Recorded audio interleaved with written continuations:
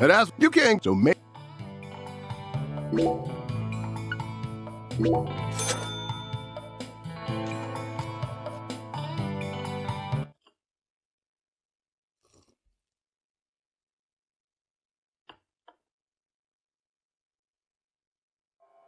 Thanks, mister. Next time.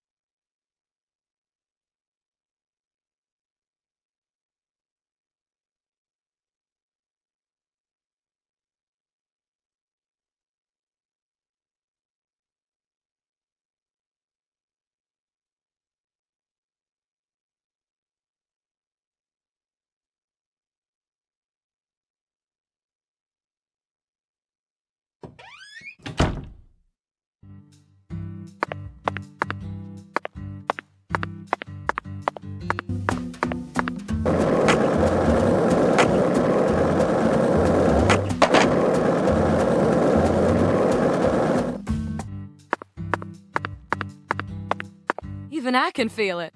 You almost got this sucker solved, ain't you?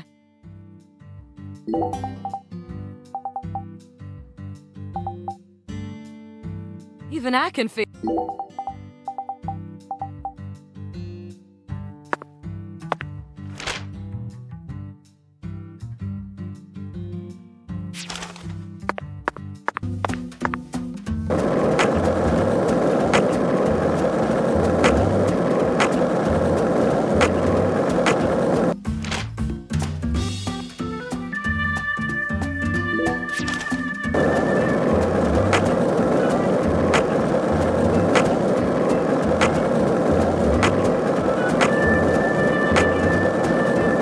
This is the deep south. I feel it every time that molten hot sun pours down on me. Don't you, Zach?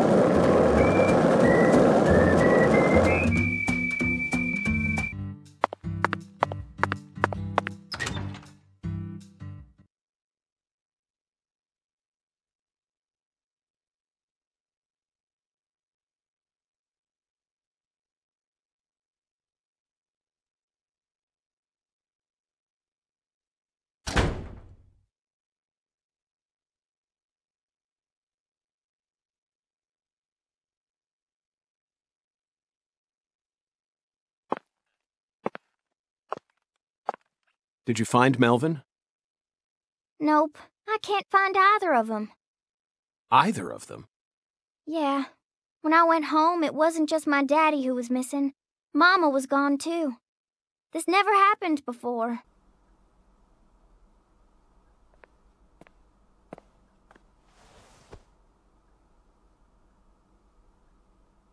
Zach, we need to stop Professor R's plan no matter what it takes. Relax, Patty.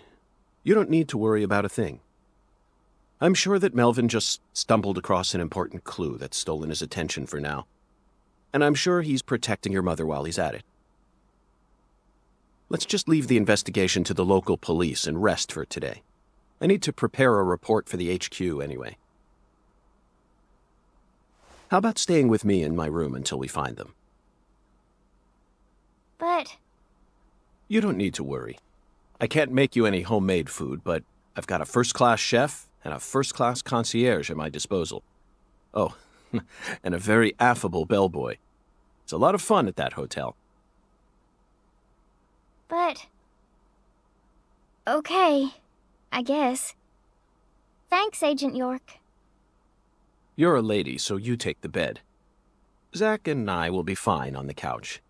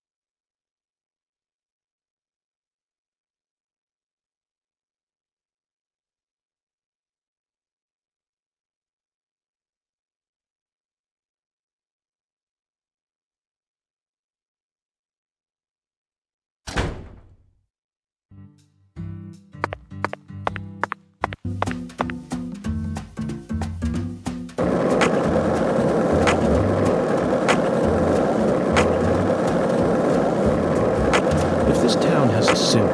It's got to be that bridge hanging over the bayou. Lift bridges are truly a rarity. Reminds me of Duluth, Minnesota. Remember what happened there? That man went to such great lengths to collect his victims' tongues.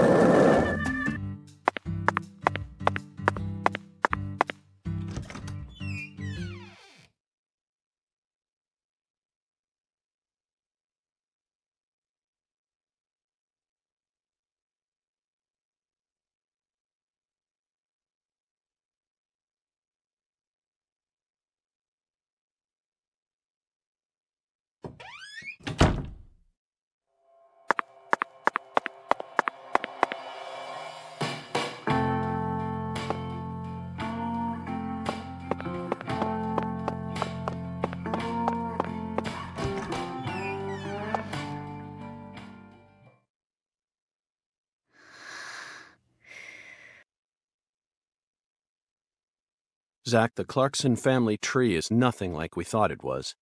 We need to reorganize everything we've uncovered so far.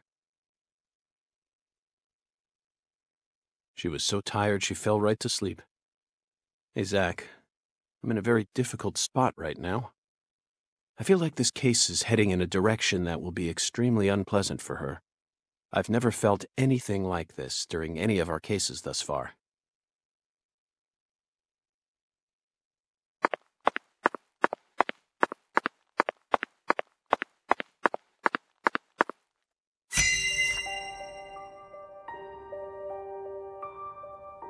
First, let's go back to the beginning. Lise Clarkson's body was found hanging under a bridge over the bayou, in a deserted spot close to where the bayou meets the Mississippi. The one who fired the pistol at Heaven surely had no idea what he would find there. Speaking of which, Zack, Chuck, the man who started this race we're running, what's his occupation? That's right. He's a crawfish farmer. And after chasing a poacher's boat that crossed over into his farmland, he went up the bayou and was fortunate enough to find Lisa's body. I doubt it was a very pleasant experience for him. But if not for his discovery, Lisa's body might have started rotting out there. He's a difficult person to be sure, but I don't think he's a bad guy. Chuck said something peculiar. He claimed the Clarksons were a little better when their son was still around. I don't know exactly what he meant, but we ended up meeting the person he was talking about, didn't we? Under very unexpected circumstances. Leonard Clarkson. He ran away from home, found his true self, then changed names. So, Zach, do you remember her name? Helena Doman. The townspeople call her Lena. She was also known as Professor R while she plotted against the Clarksons.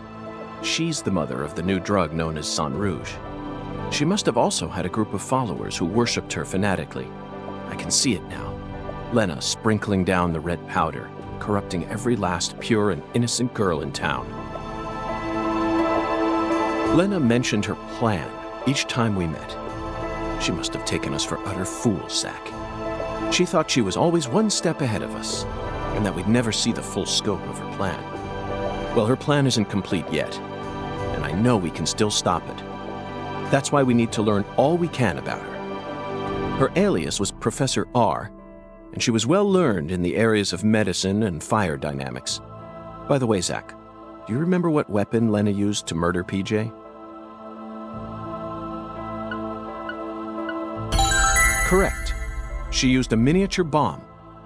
To tell you the truth, she surprised me. That bomb was so well placed. It left hardly any damage on the building itself, yet still did amazing work on them. Lena should have used that brain of hers for something more productive than that saga of revenge. For example, reviving Lucare's economy from the industrial sector. Widen your perspective, and you'll see that Louisiana is an industrial treasure trove. With her intelligence and her charisma, I'm sure she would have found some amazing opportunities. Such a tragedy. Zach, there's one more important matter we need to think about here. Galena Clarkson, who was murdered in jail. Her body was dismembered, then rearranged into a V shape. Patty and Melvin claimed it was a severed roots killing, but that doesn't make sense to me. And PJ Clarkson disapproved of it when I met him in the other world. He saw Galena's parts lined up and was overcome by an inexplicable fear. Tell me, who killed Galena? Unfortunately, we don't have the answer to this one yet. And it's too big a problem to solve with mere speculation. The answer to this question may lead to a major turning point for this case, and the final turning point for this story. You know it's true, Zach. I only hope it doesn't push us down an avenue we didn't plan on exploring.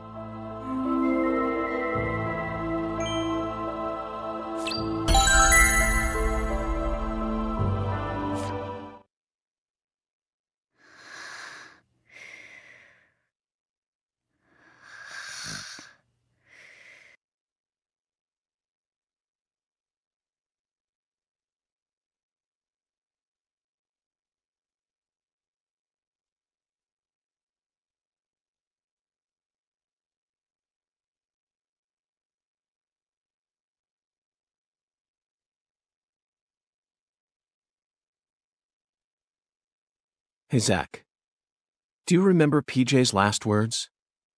Lenny had intercourse with his older sister. His own flesh and blood. This means there's still one more person out there who inherited PJ's blood.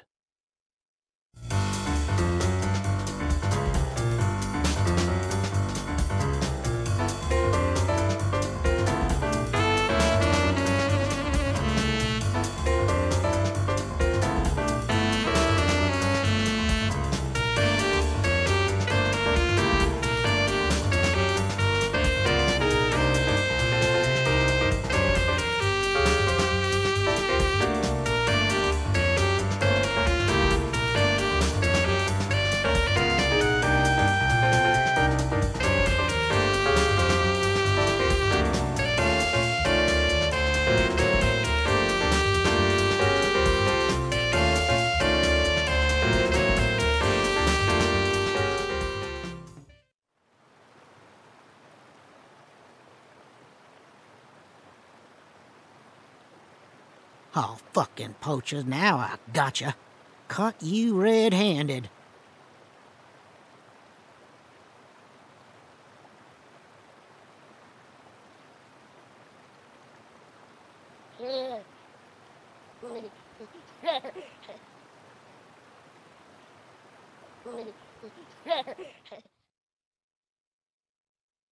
Soon.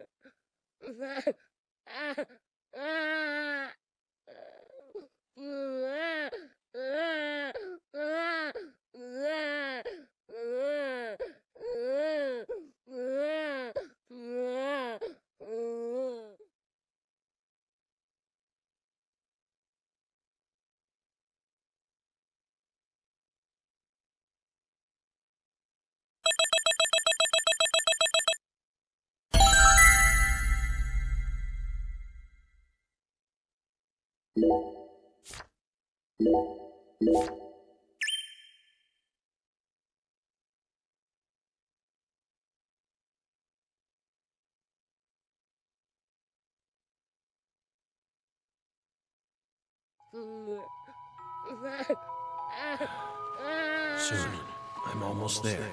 Just... Please, someone. Stop that noise.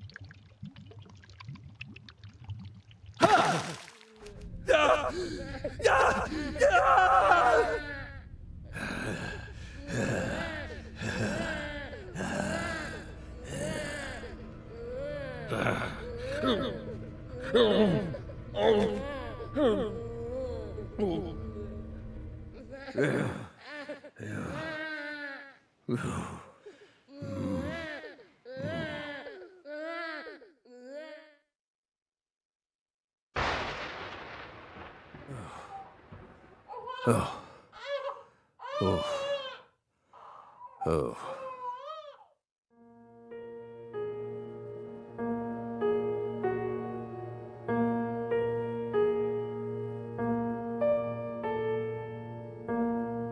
Let me try and summarize this. Helena Doman was the mastermind behind the entire incident. But Helena Doman was actually P.J. Clarkson's son, who had severed ties with the family. Helena was also known as Professor R, the mother brain behind the drug known as Sang Rouge. That's right. She was responsible for everything? Not everything, but most of it. Almost everything went according to her plan. But if you'd already figured out that much, why did you continue to stay in Le Carré? Because we had to. You had to. Whatever for? The goddess was still there. The goddess? The goddess of fertility. Lise Clarkson's body. Not her. She was as beautiful as a goddess, but she wasn't the goddess. She was just a tragic victim. Then who is the goddess of fertility? The person at the root of this case. Is it some kind of metaphor? For example, the vast wealth that the red powder yielded. The goddess of fertility embodied abundance on the outside. But on the inside, she was a hollow void. And that void was threatening to swallow up all of Le Carré.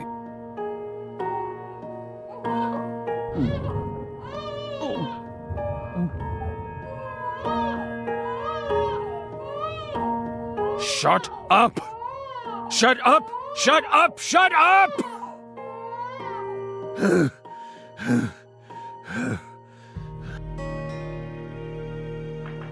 Are you okay, Mr. Morgan? Morgan almost sounds like a prophet talking about the end of the world. Vague, elusive, and intent on deceiving those who listen. But every now and then he adds an interval of truth. Patricia Clarkson is one of those. She's something special. Something irreplaceable to him. Instead of kicking your floor, perhaps it'd be wiser to invest in a soundproofing mat. Are you irritated, Belle? Yes, of course you are. You think we lack a common human trait, and that bugs you. We're crazy. Human refuse. That's how we look to you, isn't it? I would never go that far, but you did surprise me. Just doesn't seem like the kind of attitude one should display when in the company of others. Yes, we're sorry. We agree with you.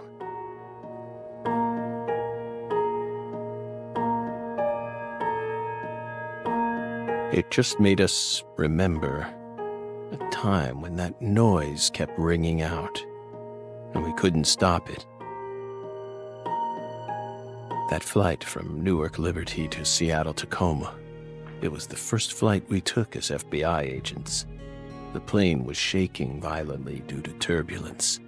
And when we looked to the side, we saw a young mother cradling a baby with a frightened look on her face. We got worried, so we spoke to her. Then the baby started crying. It was so loud. We couldn't resist plugging up our ears. And since it was so loud, the rest of the passengers started glaring at us. At first, the mother and I waved our hands, trying to quiet down the baby. But our efforts were in vain. It never stopped crying. The more our anxiety levels rose, the louder its cries grew. Shrill and piercing, as if they were heralding the apocalypse. We were powerless, and the baby's mother was helplessly bewildered. Once the plane landed safely in Tacoma, the baby finally stopped crying. We heaved a sigh of relief and looked at the mother. Then she said,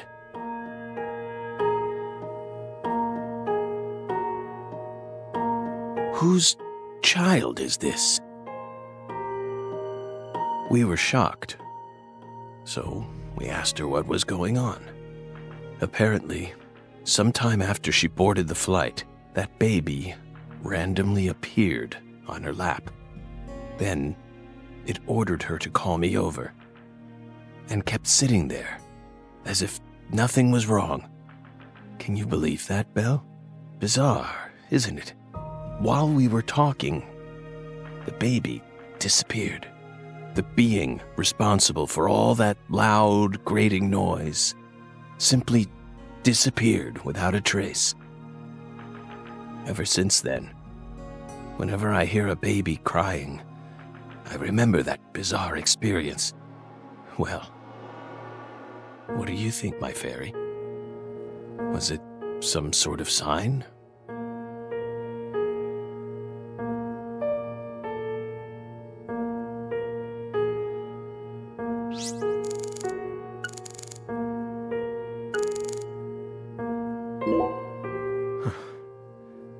By the way, you're still searching for Patricia, yeah? You don't need to worry about that. We're investigating. In fact, we've almost reached our goal. We just need to find some conclusive evidence. Oh, we sincerely hope that's the case. Hard to believe, though. After all, so far you've just been barking up the wrong tree. Barking up the wrong tree. That's right. You shouldn't be wasting time here. You should be out there, looking for her. Then I'll just ask you straight away. Do you know where she is? No, we don't. But we can feel her when we close our eyes and become one with the world. It's very faint, but we can see her. We can see Patricia. Are you trying to distract me again? Or do you really expect me to believe you're clairvoyant or something? What do you think we are, X-Men? It's metaphysical offender profiling. He actually asked me where Patricia is? Does he have full confidence that we'll never find her? Fine. I can deal with that. I'll just ask him everything I can about the Le Carré case.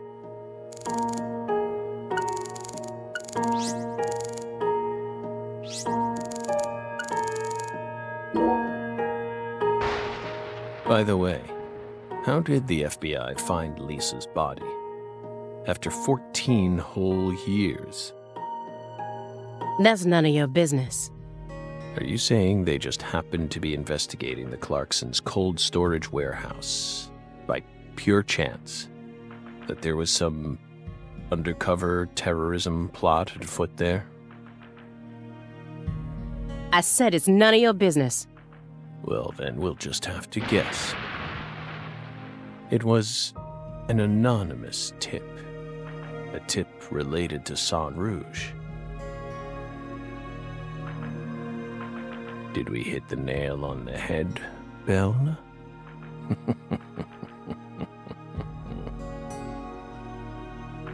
But that's not what we want to know about. After all, the FBI gets hundreds of tips every day. Right, my fairy? It was always that way, even back when we were on duty. Here's what we really want to know. Why, out of all those tips, did you select that one? Would you tell us that much, Belle? What urged you to make a beeline straight for this case? That's none of your business.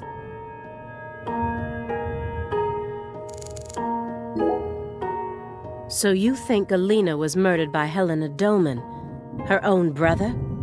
No, not her. Galena was someone else. Then who killed her?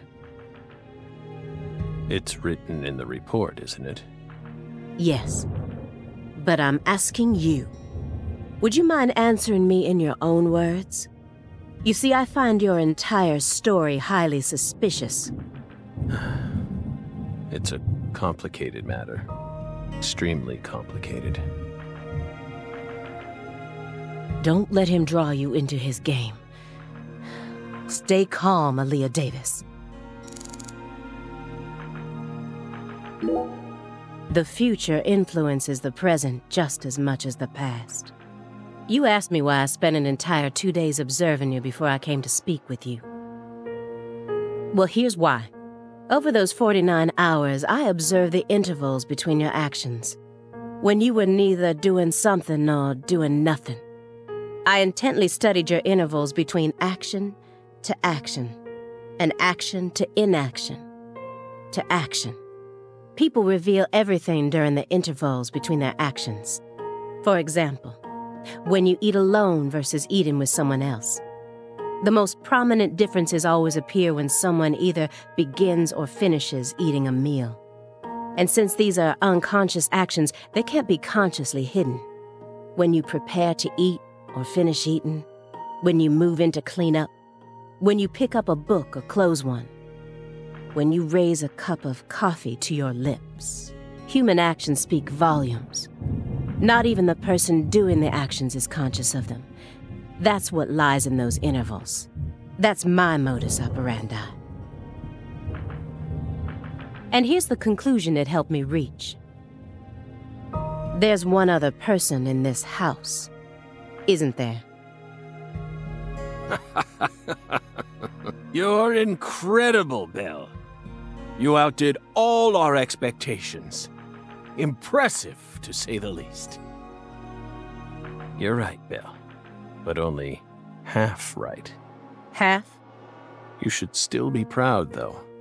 Honestly, we never thought you'd make it this far. You've got real talent.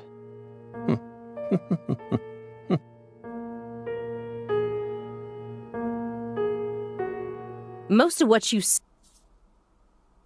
If this goes to court, I won't let you claim that your testimony is inadmissible just because of your little indulgence there. Fine by us. We can even put it in writing if you want. We won't run or hide. Will we, my fairy? Where's the paper? I know I had it around here somewhere. Where is it? Oh.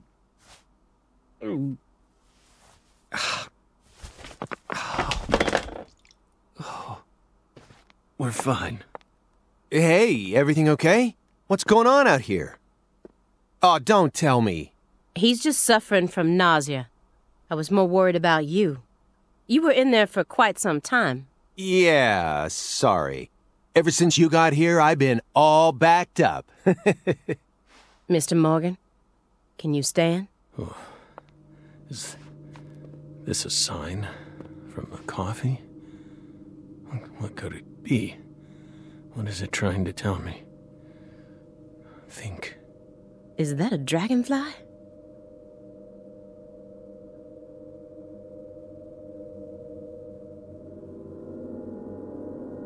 Footsteps. Big footsteps. Footsteps. Big footsteps.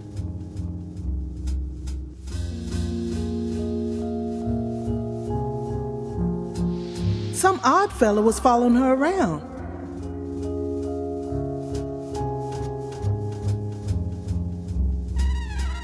Stalking her like.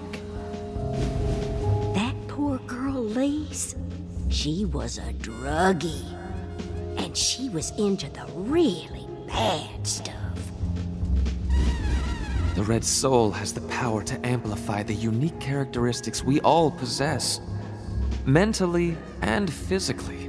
That's why I created the holy red powder.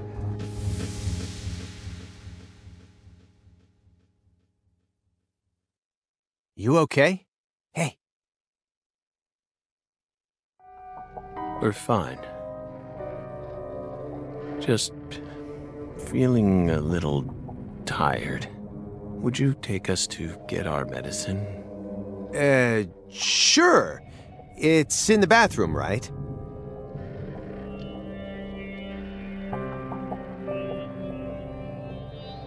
Whew.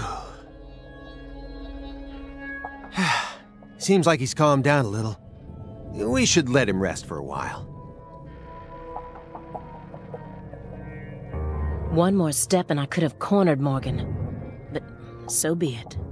I can still keep investigating even if the owner of this chair isn't present. Simon Jones, what a piece of work. How can anyone have such bad timing?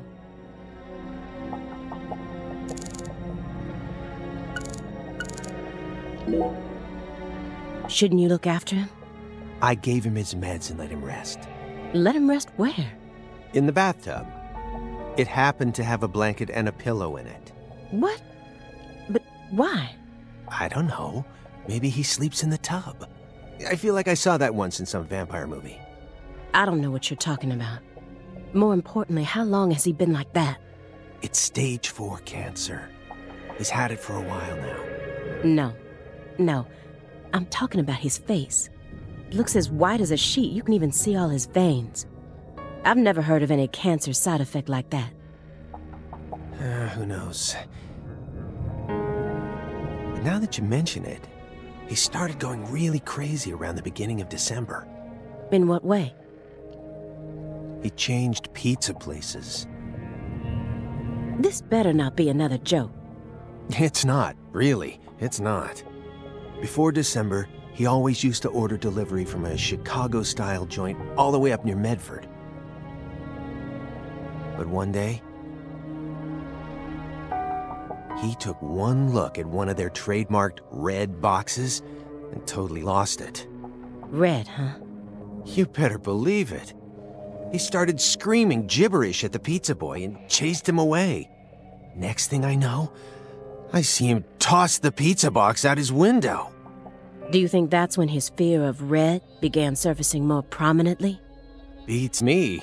I mean, there isn't a better Chicago-style pizza place that delivers around this area. How could someone give up on that just because they don't like the box? I don't get it. Were you serious for even a fraction of that story?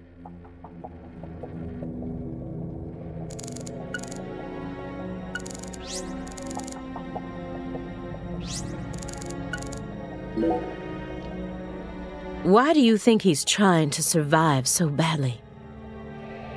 What does he hope to achieve? What do you mean? He who has a why to live can bear almost any how. No more Nietzsche. Please, just stop. I feel like my ears are gonna start bleeding. Hey, Agent Jones. Want to know why I love Nietzsche's quotes so much? Sure.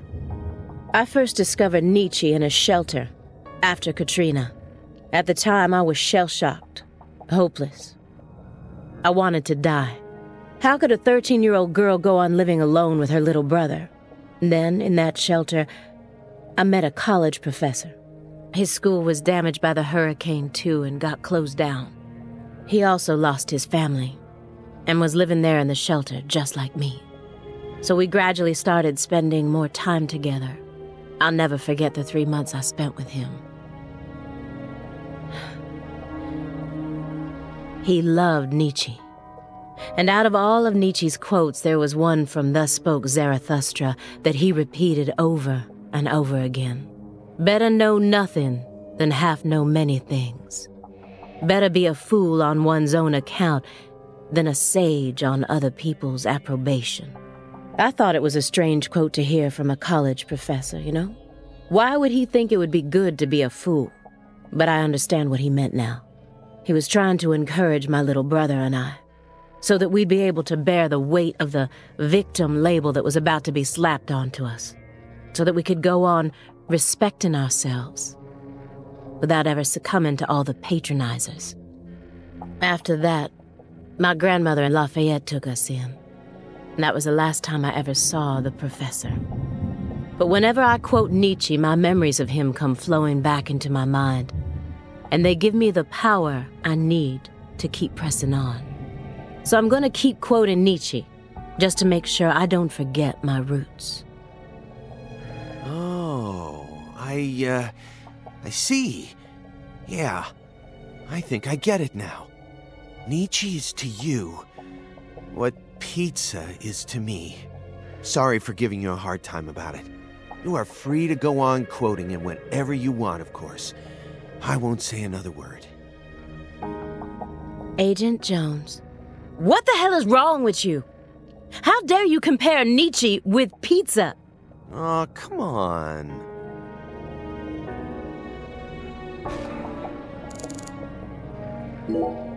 Let me get one thing straight. You started this investigation based on an anonymous tip, right? What kind of a tip was it? Phone or mail? What does that matter at this point? This may surprise you, but these kinds of details really eat me up inside. I always get hung up on the most insignificant of details, especially during the most vital times. For example, you know how people go to bed early the night before they have a big job? That's exactly the time where I start focusing on meaningless nonsense. When did I last clip my nails? How long is my milk good for? I just can't help myself. I can't resist the need to know. It's just the way I am. It was sent in an envelope. Postmarked December 28th, sent out from Louisiana. What did it have inside? A postcard with a dragonfly on it. A wrapped sample of Sang Rouge. And a note. What did it say? Investigate the Clarksons. F.K. That's it? Yes, that's it. Who's F.K.? Anonymous tip, remember? It's obviously just a fake name. Did you confirm that? Of course I did. Louisiana has a population of 4.5 million. The FBI database has a list of 6,682 individuals whose initials are FK.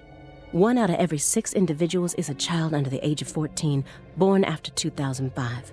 The remaining 5,500 people include those whose initials changed after they married or incarcerated individuals. After subtracting those, I was left with 3,800. That's when I stopped searching for FK, and I decided to change up my approach. It isn't important where the tip came from. All that matters is solving the case.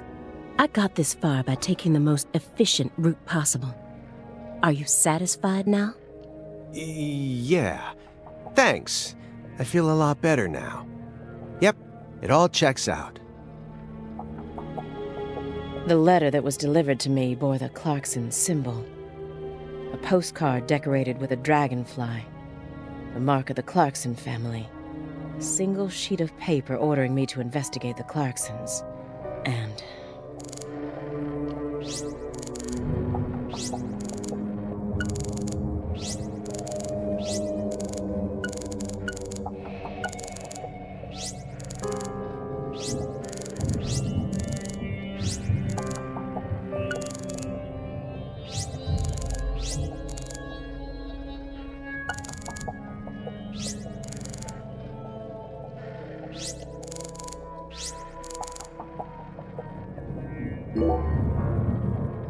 Who collects vinyl in an age like this when you can stream just about anything?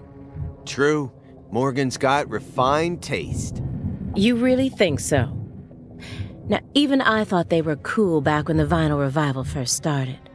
But now, every suburban mall has its own vinyl shop right next to the novelty store. At this point, it's become a solid component of modern snobism, which only makes them that much more uncool. People who know nothing about real music are buying them up just so they can decorate their walls with cute album art. How? Excuse me? You're like IBS. You keep flaring up at the worst times and there's no end in sight. And when you're alone with Morgan, it's just an all-out war zone. We're in the middle of a very important investigation right now. Don't you think we ought to take it seriously? To me, it just looks like you're putting yourself under a lot of stress for no good reason. Why can't you, show a little humanity once in a while? Does one need humanity in order to track down criminals? Yes, one does. Or at least I do. Well, I don't.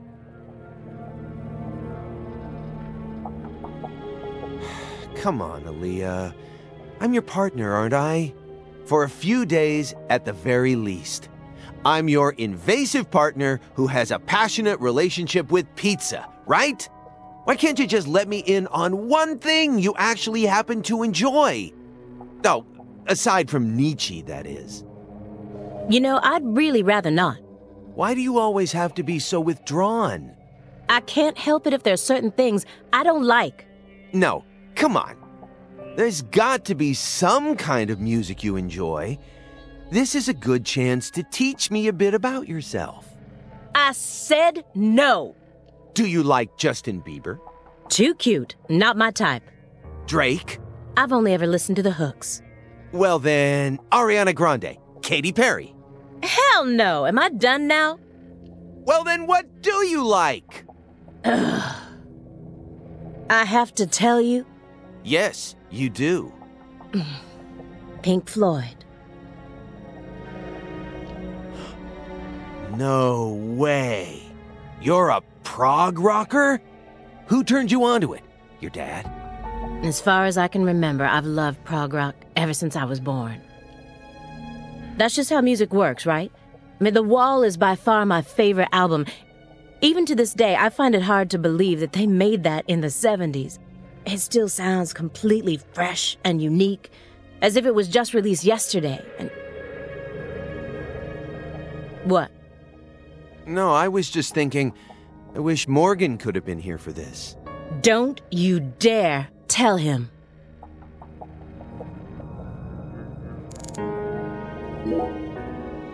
So, why did you decide to take this case? Because it's my job. Really? I don't buy it. Why not? You aren't just following orders here. You've got way too much emotion invested in this. Some kind of special emotion. There's no use trying to hide it.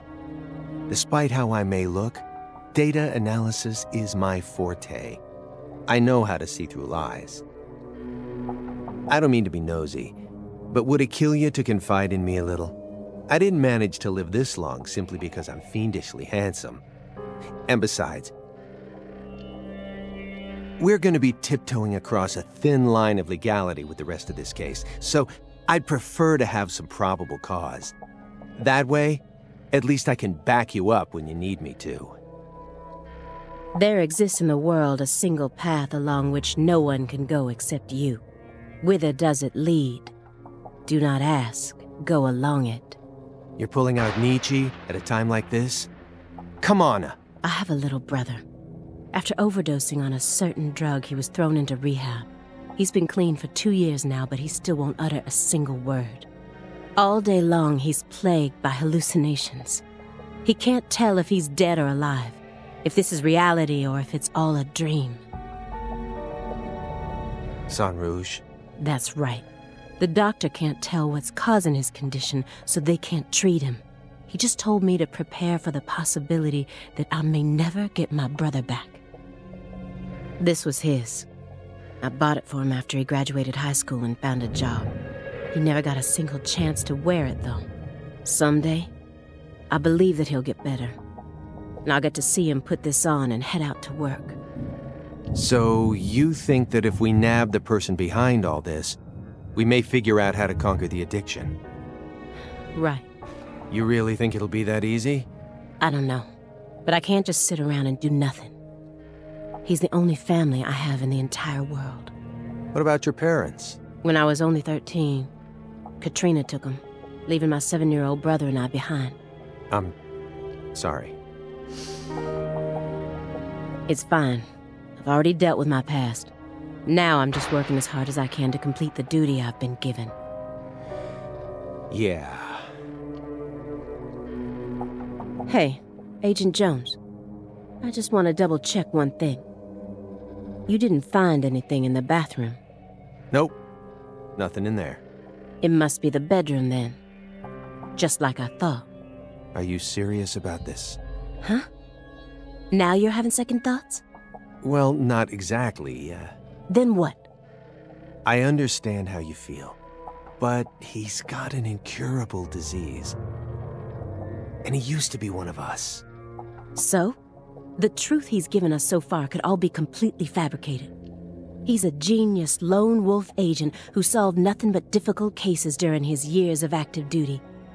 That's what they told me at Quantico, at least. Over and over again. I had to listen to them talk about how no one could ever replicate the kind of work he did. But let's be real here. You saw his face, didn't you? It was inhuman.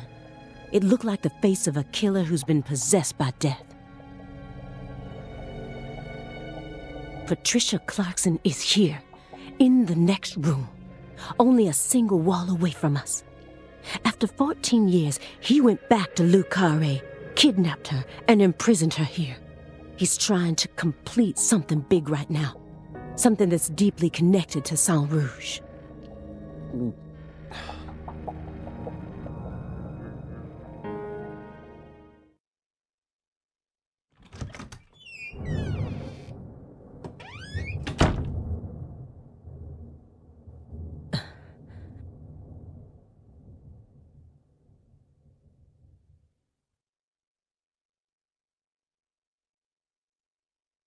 What is all this?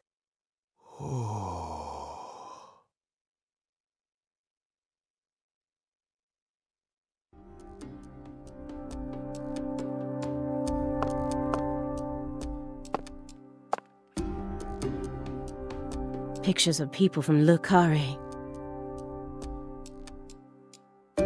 And this wall is dedicated to Greenvale. All the deceased have been crossed out.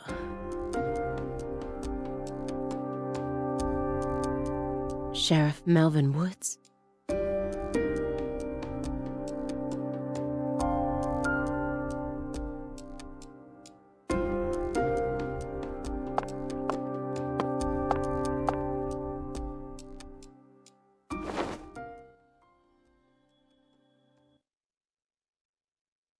Lise Clarkson? Where's Patricia?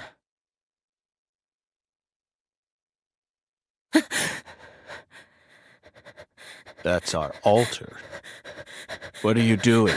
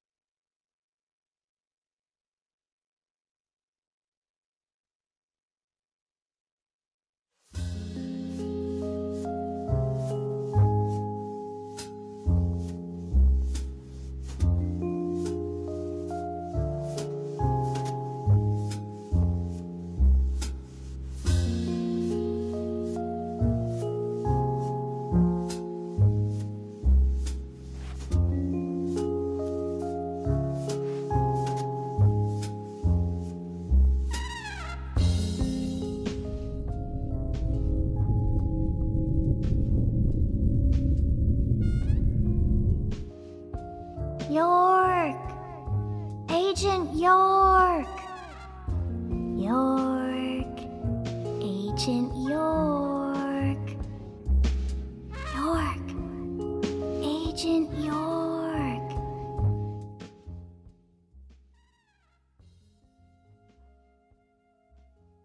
Hey! Agent York! Agent York? Hey! Hey, Agent York.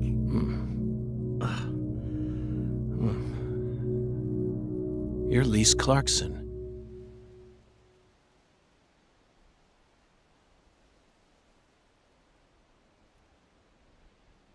What's wrong? You're acting weird.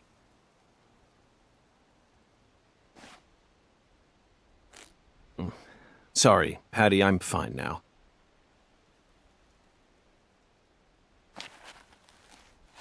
More importantly, do these red seeds come from some kind of plant that grows around this area? I don't know. What do I look like, a botanist? This isn't your average backwoods town. The Clarksons' ego and control has been piercing the town's heart like a massive dinosaur bone. But over this past century, time has been busy eroding the beast's power from within. And now, the very thing that once fortified this town is polluting it with putrid gas and rotten marrow. Zach, this is the point where it all collapses.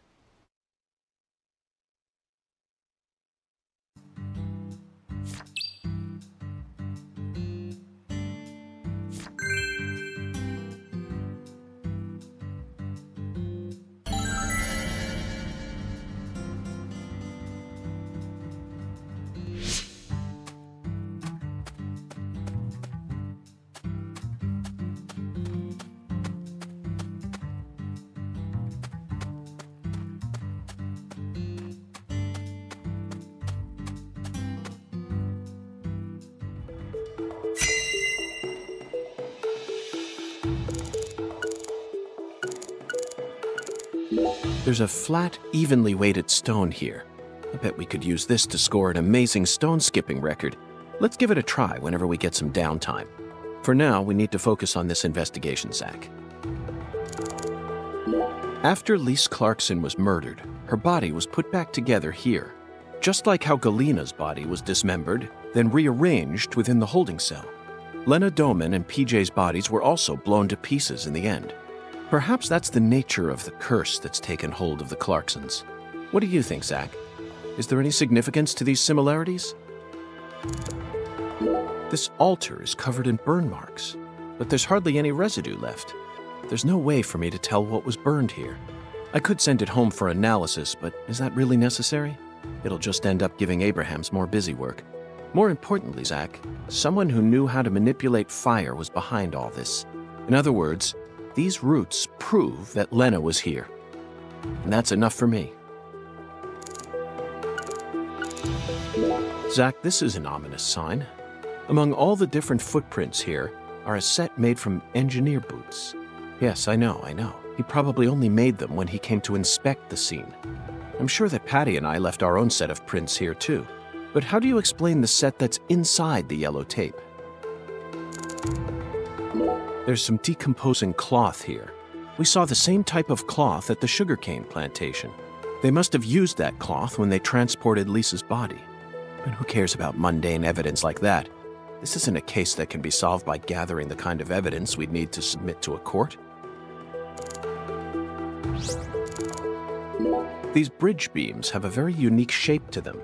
One straight support in the center, reinforced by V-shaped columns coming up diagonally from the sides. Did this bridge always look like this? Oh well, I'm sure it has nothing to do with this case. Let's move on with the inspection, Zach. The growth is all missing from this particular section. It wasn't just cutaway. She used fire to burn it out. Everything was planned so meticulously, as if she wanted to show this altar to someone. That's why Chuck ended up discovering it.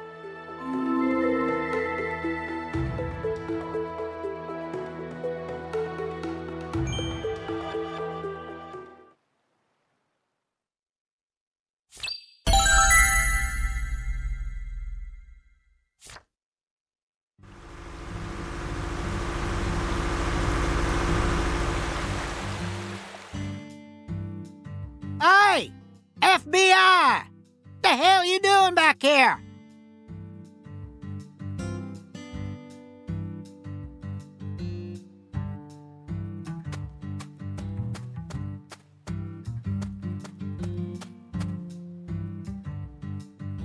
You already solved the case, yeah?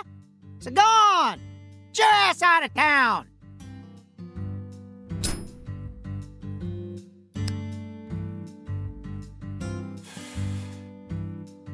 Why do you think I solved the case? Shoot! Exactly how stupid are you, FBI? This is Luke Carre, remember? Every feller in town already knows that Professor Orr's the one behind all this shit. Hey, Chuck. Can you see the altar from there? I'd see the whole damn thing. Along with your stupid ass standing there, trying to act all smart and shit. You told me that the poacher's boat you were chasing disappeared around this area, correct? Yeah, that's what I said, all right. What, you forget already? If you're just gonna waste our tax dollars out here, least you could do is catch them goddamn poachers. Fucking FBI, go and make yourself useful for once in your damn life. Chuck, we don't chase down fishing boats. Unless it's a terrorist boat that plans to overthrow our government, that is. Huh. Then stop acting all leery, like I ain't being truthful or whatever. I'm busy too, you know. So long, FBI.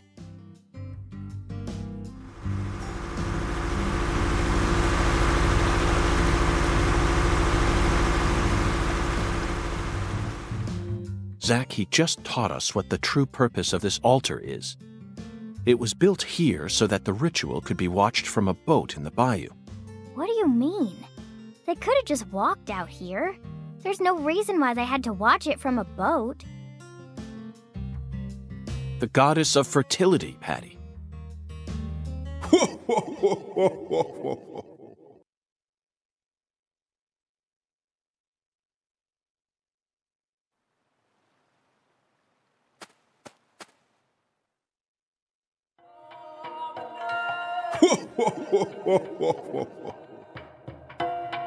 The goddess of fertility. A fine name indeed. So much blood has been shed, yet you remain in this town. Surely you know why. Of course I do, Hoongan. My work here isn't finished yet. You know, I could really use one of your oracles right now. You're more fun than I thought. Here's the oracle you ask for. Listen with your heart. Speak to the 17 comrades who saw the birth of New Orleans. Feel the holy Allah. The giant lady's finger points down toward your goal, the entrance to the forbidden. Poetic and graceful as ever, Hoongan.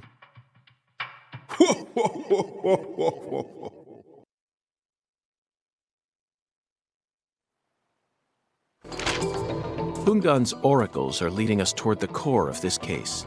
That's the one thing I'm sure of. But don't misunderstand, Zach. I'm not blindly following him. I only follow my intuition. Metaphysical offender profiling. That's all there is to it. The 17 comrades must refer to some area that has 17 of the same thing in it. We may need to use history to figure this one out. After all, we need to find someone or something that saw the birth of New Orleans. That's not it, Zach. The 17 comrades must have survived for us. Remember, they were here to see the birth of New Orleans. The 17 comrades must refer to some area that has 17 of the same That's it, Zach. The French established the colony of La Nouvelle-Orléans in 1718, just about 300 years ago. The only 17 comrades that would have been around back then are the 300-year-old oak trees along this road. A majestic road lined by oak trees. Come on, let's go ask these sages of Lucare for some help on our investigation. Zach, the Holy Allah is a shockingly simple metaphor, especially considering the quality of the oracles we've received thus far. It seems as if Hungan's poetic muse is finally running dry. The great thing about us Americans is that we can recreate our homeland anywhere. We're happy to transport crunchy bacon across the deserts of Africa if we need to. That's what it means to be American, and this holy Allah is just another example of that. From the early days of the frontier era, they've been helping us Americans be what we've always... Zach, there's no Allah there. Don't think so. The holy Allah refers to that one... The great thing about us... Zach, there's no Allah. Don't think so. The holy Allah... The great thing about us... That's it. I never doubted you, Zach. The holy Allah refers to a water tower, specifically that water tower with its Clarkson family crest. It must be hiding some sort of clue. Let's fill the Allah and see what it yields.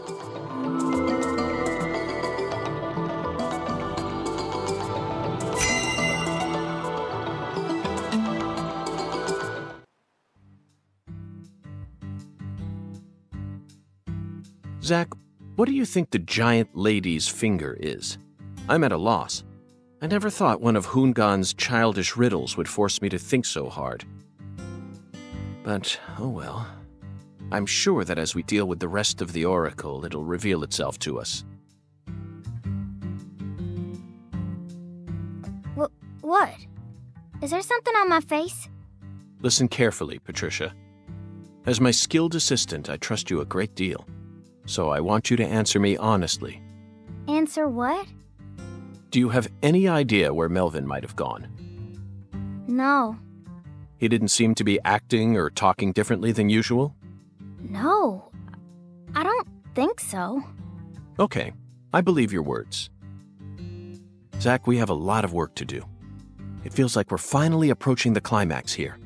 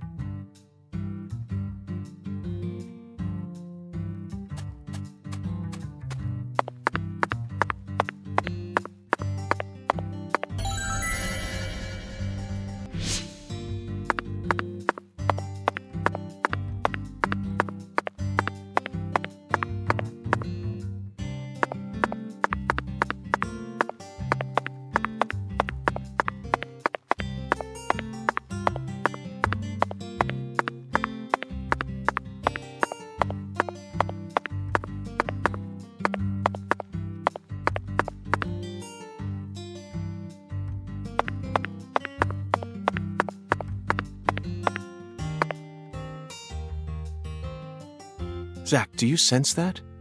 These trees have watched over this land for the past 300 years. Long before the Clarksons built up their town, these trees were here.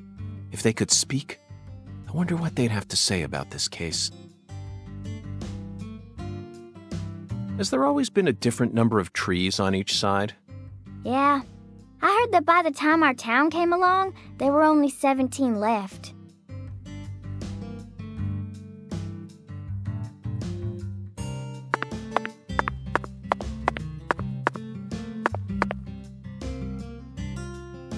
general from the South might have cut one down during the Civil War. Intriguing, Patty. Why did he cut one down? I don't know. Folks say he planted a red tree in its place. I don't know if that's true or not, though.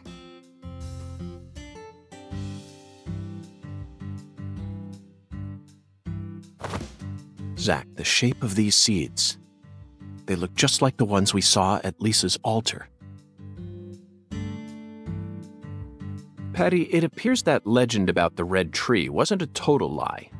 The first tree is withered and gone, but the shells from its seeds remain.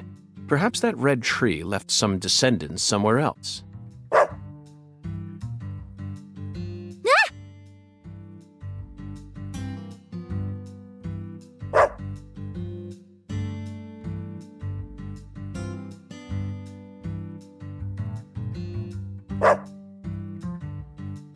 Zach, he seems to know something that we don't. Doesn't it seem like he's trying to guide us somewhere? What? What's going on? Change of plans, Patty. Let's go on a little stroll with that Dalmatian.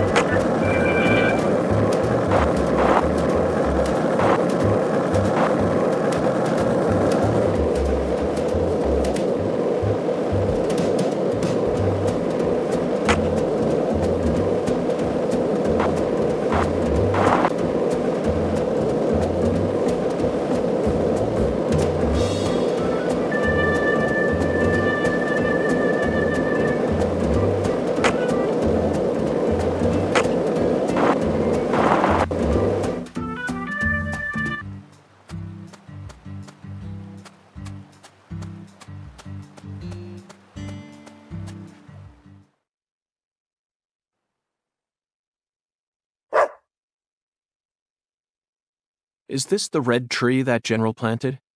No way! This is a maple tree. A maple tree? Then it shouldn't be red at this time of year. You're right. That's strange. A long time ago, my mama and daddy used to come here together a lot. They told me they used to go on dates here, back before I was born. Mama would make sandwiches, then they'd come here and eat 'em together. My mama was really pretty, you know. When I was a kid, I believed she was a real goddess. Under the boughs of a legendary tree that stayed red all year long, a small miracle was born. One man managed to win the heart of the most beautiful girl in the world, and they call him Melvin Woods.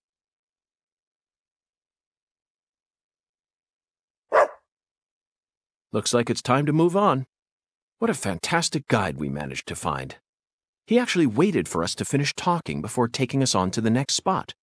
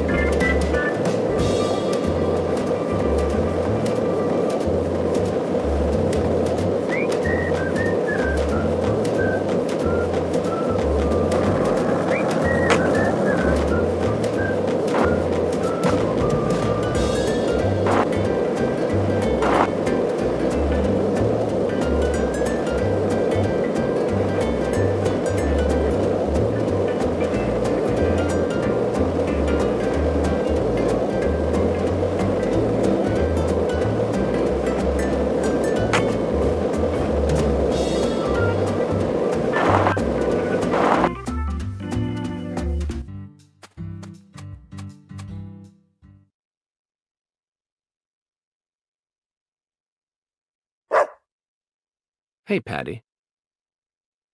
How would you rate this creation? Not bad, I reckon. They made good use of its natural form, while also pulling out the soul from within. The artificial color also looks pretty.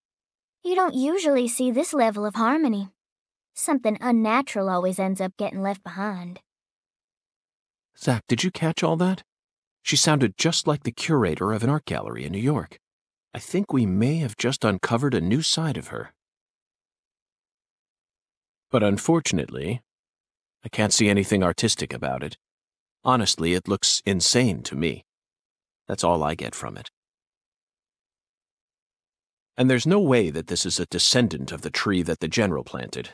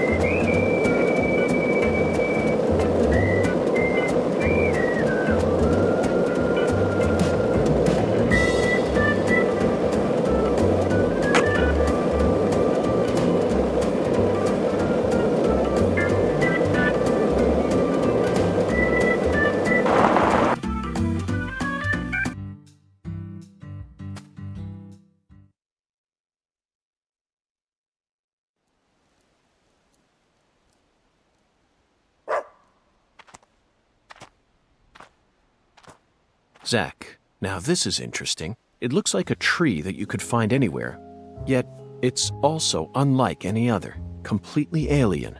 And look how it's weaved its way into the landscape. Almost like cancer cells invading a human body. You might not even notice it unless you're focused on finding it.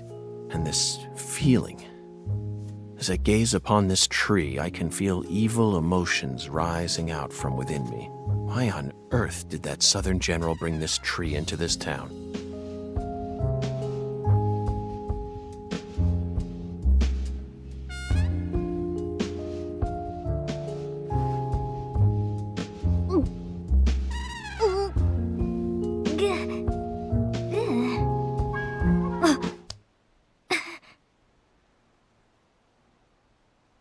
I promise to protect you from all the evil in our world. Do not touch this tree. Got that, Patty? Got it, Agent York.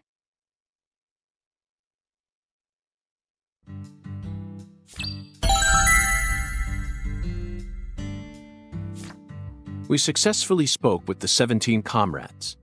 I feel like they showed us a side of nature that transcends the realms of human knowledge. Next up is the Holy Allah. According to the Oracle, the Holy Allah needs to be filled. We may be due for another childish puzzle soon, Zach. But that's okay. After all, we came all the way out here to the boondocks. Why not enjoy playing by their rules for a bit?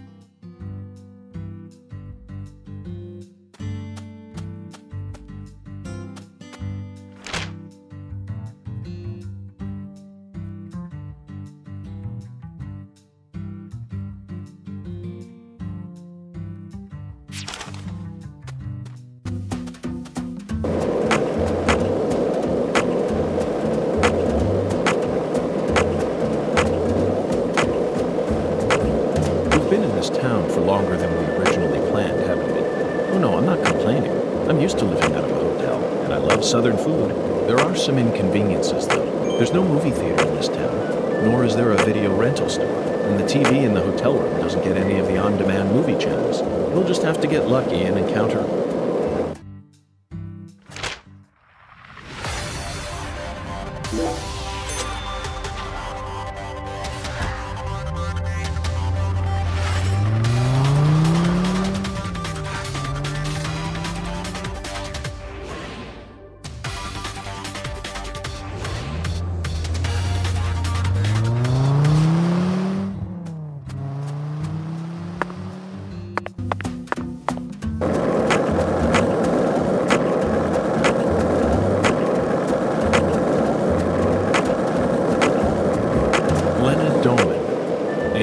Professor R. How could such an intelligent person like her suffer such a tragic downfall? Does the South really corrupt people, like Patty said? This...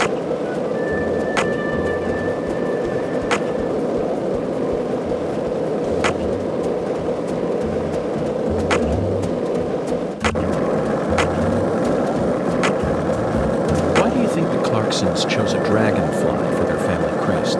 In some European countries...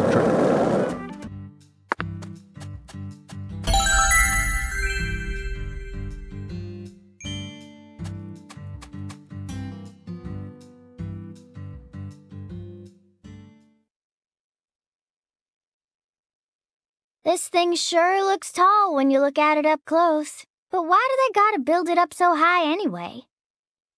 The height gives them the necessary pressure to pump the water out. Also, building it in a spot where anyone could easily access it would only create more problems. Problems?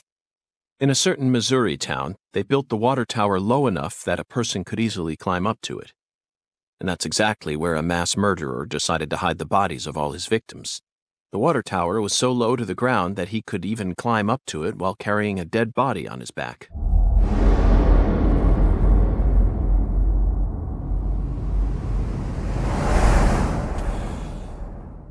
Incidentally, they ended up finding a total of 43 bodies in there. But the part that truly shocked Zach and I wasn't the number of bodies, Patty. What? It was the fact that over the 6 months from the first murder to when the case was solved, that whole time, the townspeople had been drinking the water. Agent York! Look! I think we can climb up from there. Let's go. But Patty, I was just getting to the good part.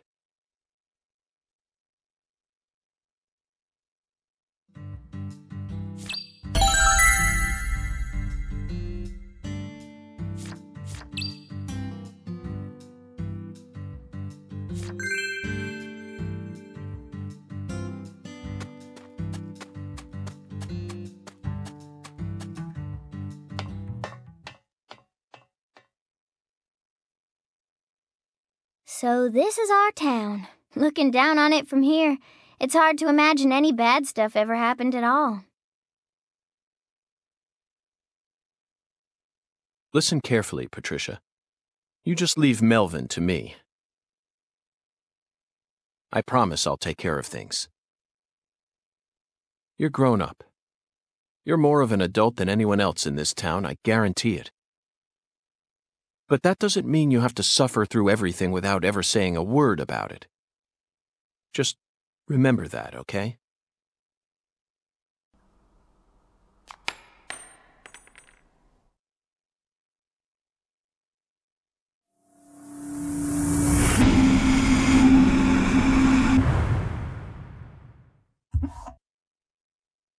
Zach, it looks like the holy Allah hasn't been sucking up water properly. No wonder the shower in our hotel room felt so weak. Patty, who manages this water tower? This is Lucare. You should know the answer to that by now. The Clarksons. Judging from their current situation, I don't think they'll be able to give us a timely response. Yeah.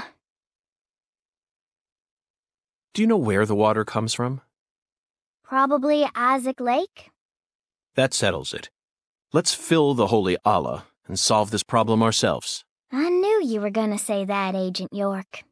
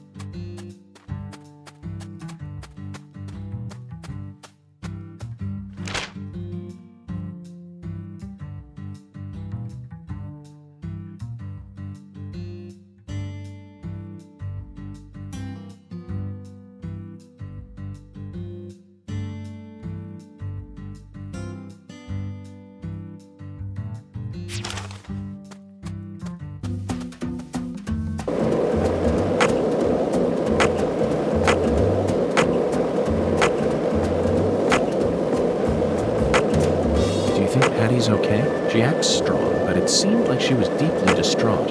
Where did Melvin disappear to? The same goes for her mother, Candy. We never even got a chance to meet her mother. Did they get swallowed up into the Clarksons' vortex as well? We need to hurry, Zach. As of now, Patty could be in danger. Can't stop moving until we find the source to all this chaos.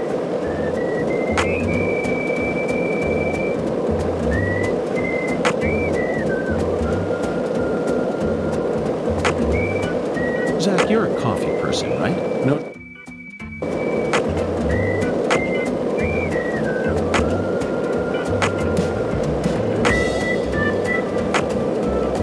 If this town has a symbol, it's got to be that bridge hanging over the bayou. Lift bridges are truly a rarity. Reminds me of Duluth, Minnesota. Remember what happened there? That man went to such great lengths to collect his victims' tongues. You know, the one who would French kiss them every day as they slowly...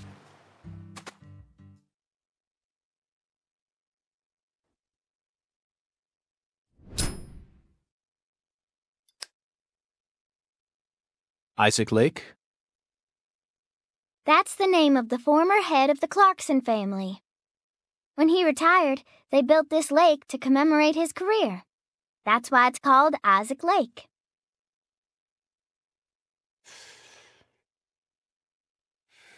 They wanted people to remember the power of the Clarkson family every time they used their water, huh?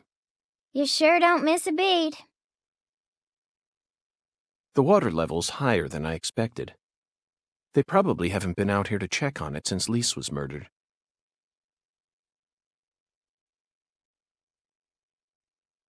I bet that's where the water gets sucked up into the water tower.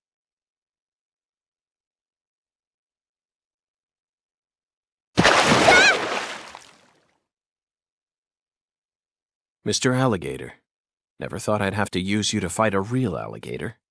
Just what does that skeletal gentleman have in mind for us, Zack?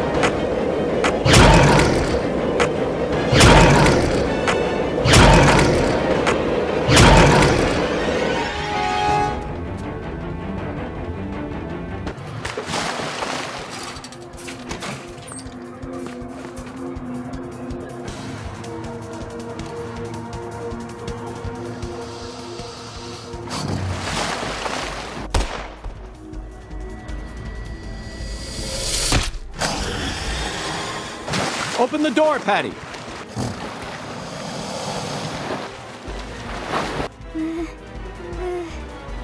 Now, Patty!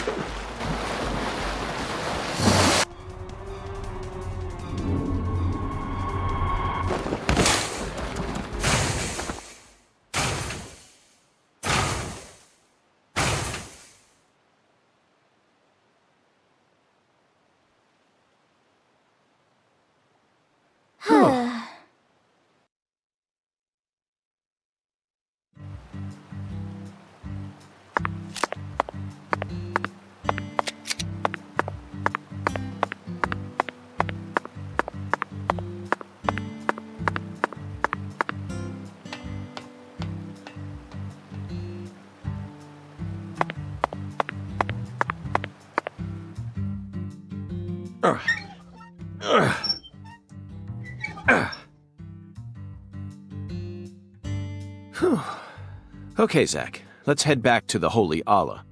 We need to confirm with our own eyes that we've completed the skeletal gentleman's oracle.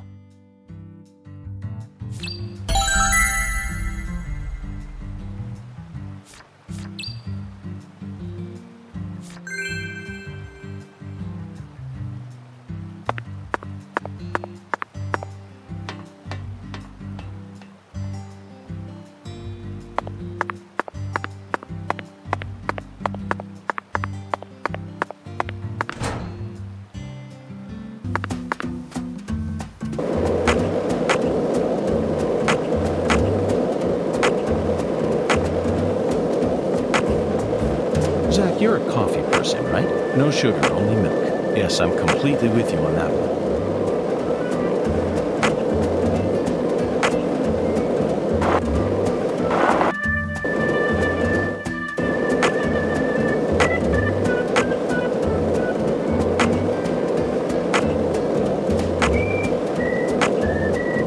Were you thinking about Galena, too? And all the other women we've seen so far on our travels across the states? Zack, I'm right, aren't I? This is a vast country. Incredibly vast. And it's mostly composed of mountains, deserts, and farmland, with small towns scattered about here and there. That's how America looks to me. Compared to the scale of this entire country, New York, Chicago and LA are all microscopic. Sometimes they even feel like figments of my imagination. Think back to what Las Vegas looked like when we were driving up I-15. It was a mirage. TV and movies dress up those mirages and broadcast them to people all around the world. Meanwhile, American women become fascinated by the gorgeous city lights and are drawn toward those illusions. I've always seen women who are chosen as prom queens in their small towns. In the end, all they find are ghosts. Once their eyes adjust to that blinding light, they realize there's nothing but vanity and lust surrounding them. They finally figure out that it was all in their heads. Then they quickly try to satisfy themselves with something else. Drugs. And drugs are the gateway to a whole pantheon of crime. Zach, remember what you told me once? The women who turn to crime aren't the evil ones. The drugs aren't evil either. They're nothing but chemicals. The ones who...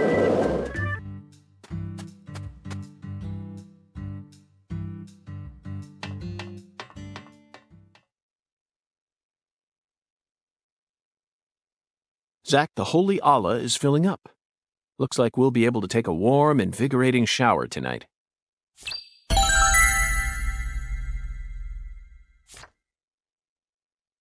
Patty, are you okay? No. Not really. Worried about your parents? Well, of course I am. My mom is sick, you know. And she got even worse starting about a year ago. She used to be so beautiful. But now she looks like a completely different person. She can't even get up out of her own bed no more. I'm sorry to hear that. I already hurt you once in the past, and now it looks like I've gone and done it again. No, I know Mama's illness ain't your fault, Agent York. It's more about Daddy. He what? Nothing. Just forget it.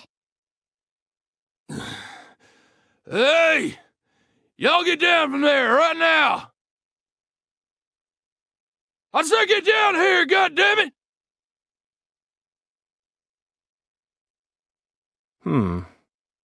The heir to the Clarkson legacy has come for us, Zach. And he doesn't sound very composed.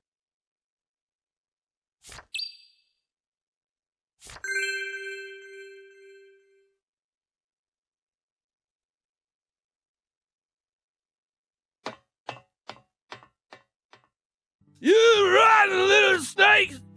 This is private property, goddammit! I guess you really do want to throw down. I could arrest you for drunk driving, but I simply haven't got the time. What? What did you say? Ever since you got here, my whole family. Now they're all dead. You're Satan. You came here to destroy the Clarksons. You destroyed them. Satan.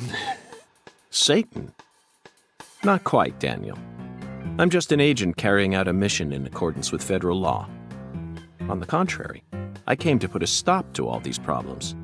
You might even consider thanking me for it.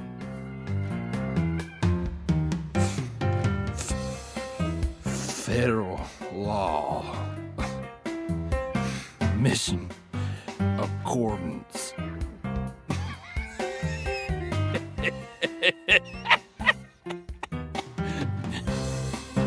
Did you hear that? Bastard wants me to thank him.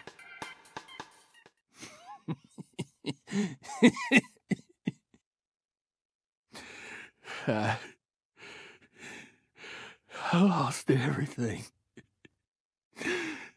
My treasure. At least my old baby girl. I don't know.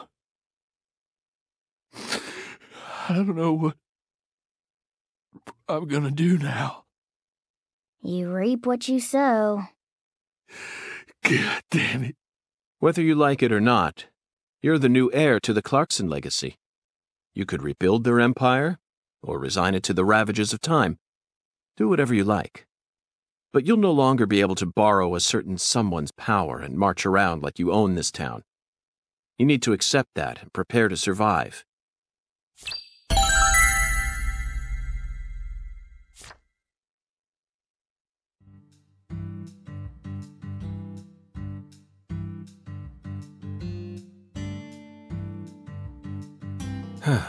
Zack, it's no use. The skeletal gentleman is a strict one, that's for sure. We're going to have to figure out what the giant lady's finger is if we want to continue on with this oracle. Lady's finger. Lady's finger. I'm at a loss, Zack.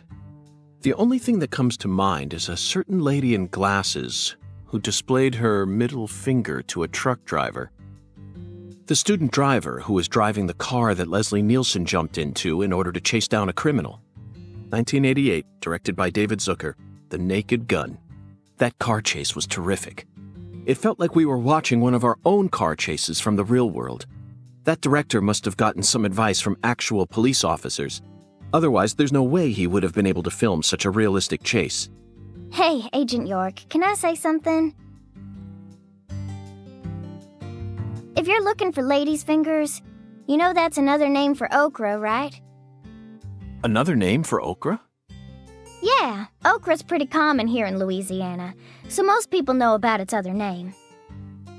Huh. Okra. My talented assistant strikes again. You solved the oracle instead of me. Let's hurry over to the okra farm at once, then, and find the biggest piece of okra while we're at it. Hey, Agent York. The key word is giant, so it must be rather large. I'll bet it looks positively grotesque, Zack. And just imagine the stickiness. Ooh, I think I'll refrain from taking a bite. Hey, Agent York! Our town doesn't have an okra farm. No? Okra farm? Relax. Just follow me. I reckon I know where we're supposed to go.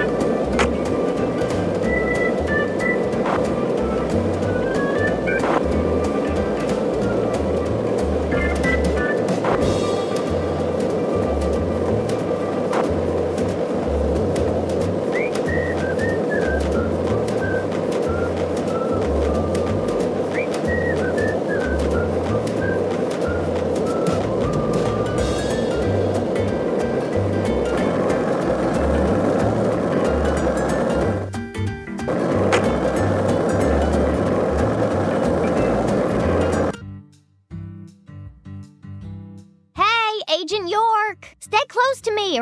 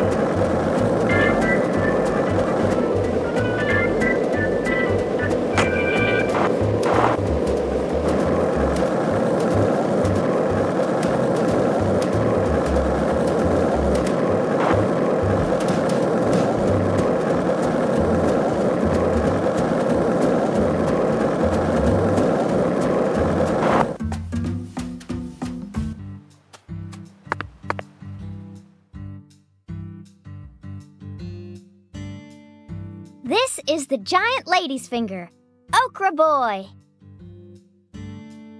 He's kind of like the town mascot. Okra Boy. You're right. No matter how you look at him, he really is a giant lady's finger. But Patty, there's no okra farm in this town, is there?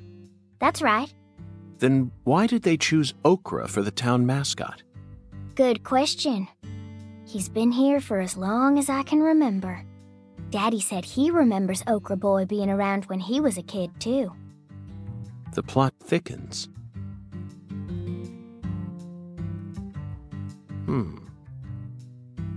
Zach, doesn't it look like he's pointing at something? Let's follow that white glove.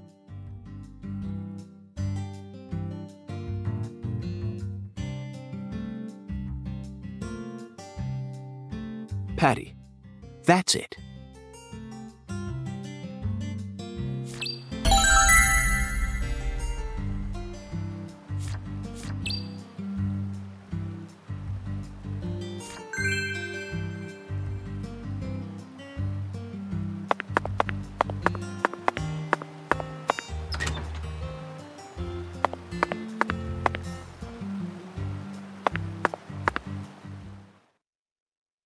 So this used to be the control device for the drawbridge, but it looks like its insides have been replaced with something else. Oh, yeah. I remember Daddy telling me about this. This drawbridge hasn't been used for decades now, so the control room doesn't work, and the power's been disconnected.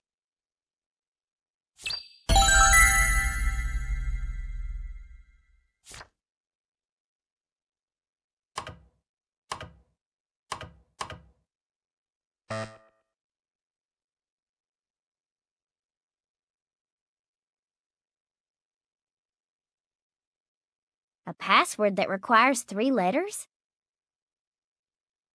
Looks that way. What's this, then? There's an H on the top, bottom, and left sides of the leftmost panel.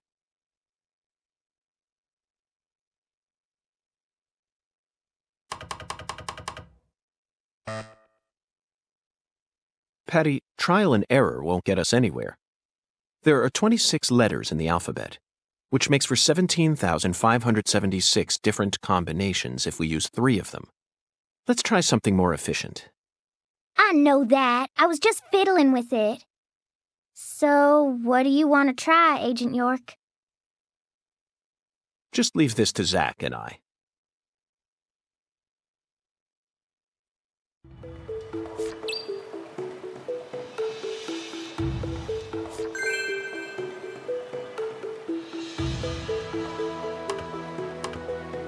Zach, this password may look complicated at first glance, but you needn't worry. This is a chemical formula, a challenge from Professor R. The H that's tattooed all over the leftmost panel stands for hydrogen. In other words, the leftmost panel represents the molecule you get when 3 hydrogen atoms merge. All we need to do is figure out which chemicals go in the remaining panel. Try reviewing what we know. We spoke to the 17 comrades who saw the birth of New Orleans, filled the Holy Allah, then found the giant lady's finger pointing toward the entrance to the Forbidden. After we met the 17 comrades, we encountered that ominous red tree. There was sap dripping out from the red tree's trunk, wasn't there? That must have been a metaphor for wood vinegar. Then, in order to fill the Holy Allah, we went to the reservoir. The water tower represents a distillator, and the water represents coolant. Wood vinegar, distillator, and water, Zach. Figured it out yet? The chemical formula is CH3OH, methanol. It's got to be COH, starting from the left in that order. Methanol is highly flammable and used as the base ingredient in formaldehyde. This has Professor R's name written all over it. That oracle really sent us on a roundabout mission this time. It almost feels like we're playing a video game here. Talk about stupid.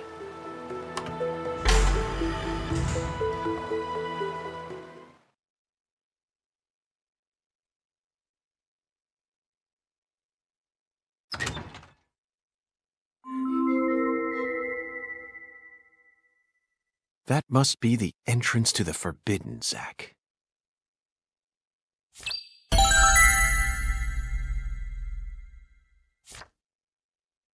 You can't touch that! Smarty pants scientists said no. Avery Smith. Drawbridge don't work no more. The machine's junk. Yup. You're right, Avery, but don't worry. I got permission to touch it. Permission? Agent York, you got permission? That's right. Permission from the President of the United States. The President? Oh, he's a smarty pants. Okay. I didn't see nothing. Yup. Won't tell no one neither.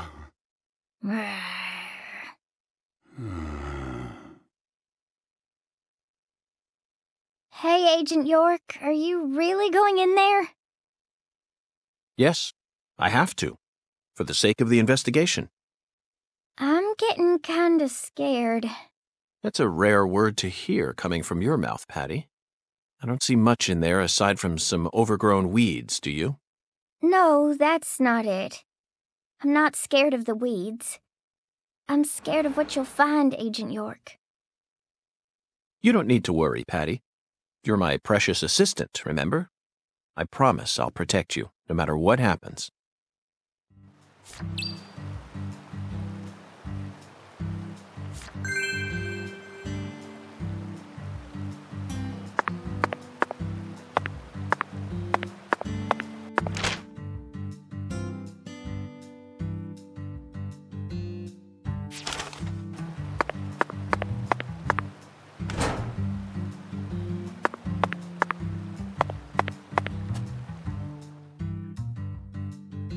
Patty, the truth is, when I first saw Okra Boy, I remembered something horrific.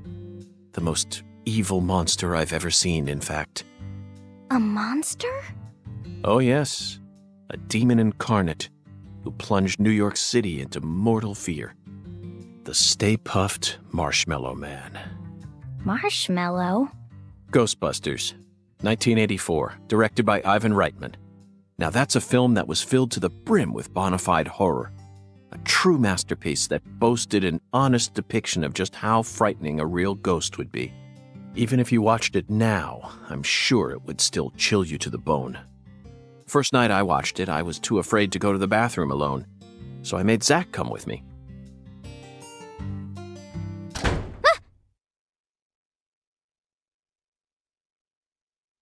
The door.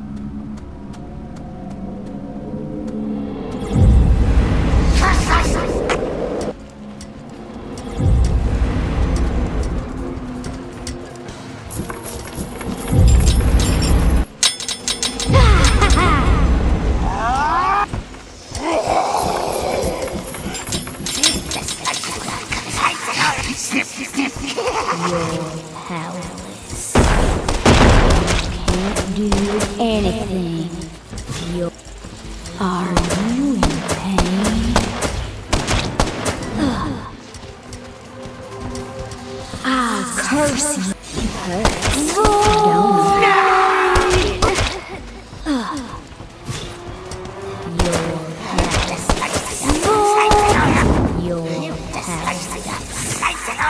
Your power. I'll show you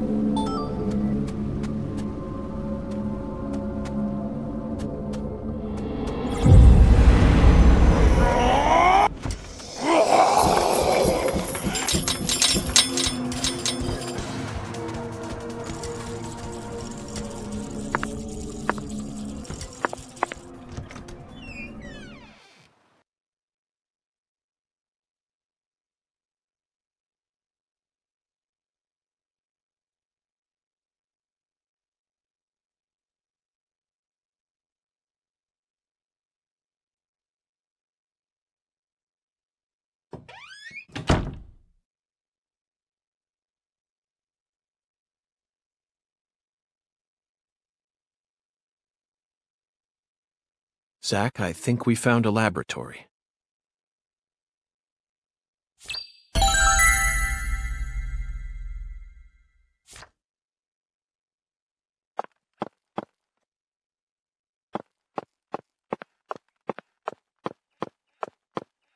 Thank you very much for watching. You can check us out on GBHBL.com as well as on Facebook, Instagram, Twitter and Tumblr. Go to Patreon to help us out over there. That's patreon.com/GBHBL, as well as Big Cartel, where you can find some of our merchandise. We have a podcast running on SoundCloud and Apple Podcasts. And of course, if you like this video, do us a favour, hit the subscribe button and help the channel grow. Games, horror and heavy metal. What else is life for?